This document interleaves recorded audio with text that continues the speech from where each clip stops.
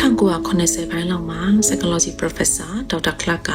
ကျမတို့စမ်းသပ်မှုလေးတစ်ခုကိုပြုလုပ်ခဲ့တယ်။ဒီစမ်းသပ်မှုလေးက Fisher's က experiment ဆိုပြီးတော့လေ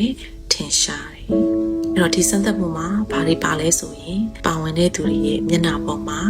ကြီးမားတဲ့အမှားတစ်ခုကိုဆွဲပေးလိုက်တယ်ပေါ့။ပါဝင်သူတွေကိုတစိမ့်နေနဲ့စကားပြောစေတယ်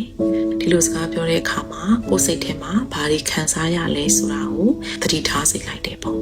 အဲ့တော့စကားပြောပြီးတဲ့အခါမှာဒီပါဝင်သူတွေကပြန်ပြောတယ်စကားပြောနေစဉ်မှာငါတို့ကိုခွဲခြားဆက်ဆံခံရတယ်ငါတို့ကိုစကားမပြောချင်ကြဘူးငါတို့ရဲ့စကားပြောတဲ့အခါ judge လုပ်ခံရတယ်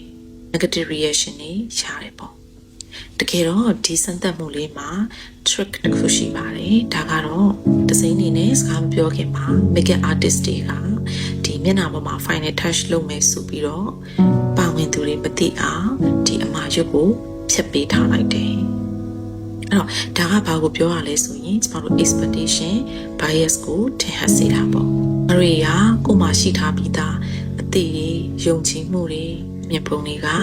ကိုယ့်ရဲ့ပတ်ဝန်းကျင်နောက်ဒီကဘာကြီးပေါ်မှာဘလို့မြင်လဲဘလို့အတိတ်ပဲပေါ်လဲဆိုတဲ့အရာတွေနဲ့တွားရောက်ဆက်ဆက်နေတတ်တယ်။အဲ့ဒီလေးမှာကဘာကြီးကိုကြည့်တဲ့အခါမှာတကယ် reality တကယ်အရှိအတိုင်းမမြင်တော့ဘဲနဲ့ကိုထင်ထားတဲ့အတိုင်းကိုမျှော်လင့်ထားတဲ့အတိုင်းဒီဓာတ်တွေလည်းရှိတတ်တယ်ဆိုတာလေးကိုတင်ဟပ်ပြသတာပဲဖြစ်ပါတယ်။တချို့အချိန်တွေမှာကိုယ်စိတ်ထဲမှာရှိနေတဲ့ story တွေကပဲကိုမြင်နေတဲ့အရာတွေကိုတကယ်လက်တွေ့နဲ့မတူညီအောင်ကွဲပြားသွားစေတယ်။ဒါကြောင့်မလို့ကိုမြင်တဲ့အမြင်ကိုပြောနေတဲ့ story လေးတွေကလည်း